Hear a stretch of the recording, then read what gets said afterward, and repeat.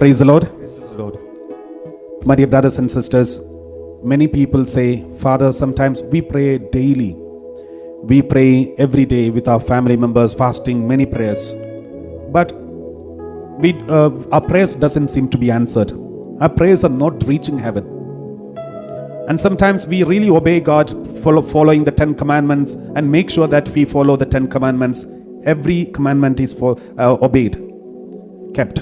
But still, our prayer doesn't reach us heaven. Is there any problem? Please pray for us and let us know what is wrong with us, what is blocking us. This is something that many people ask. Why our prayers are not answered?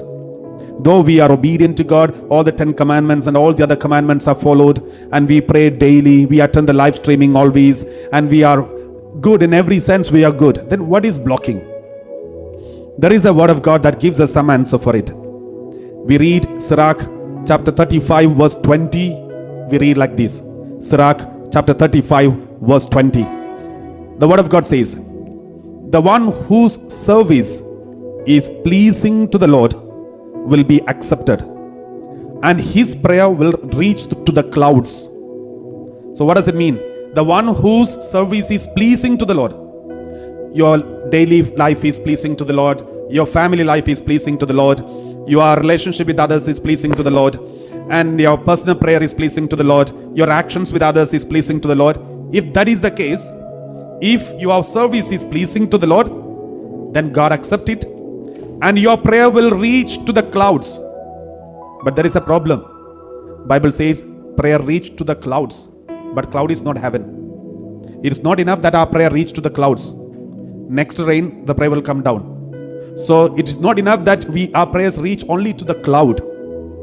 The word of God says, if your actions and prayers, your lifestyle, everything, if it is pleasing to the Lord, your prayer will reach at least the cloud. But that is not enough. So it should reach heaven.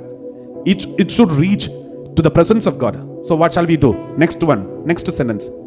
The prayer of the humble pierces the clouds, and it will not rest until it reaches its goal. It will not desist until the Most High responds.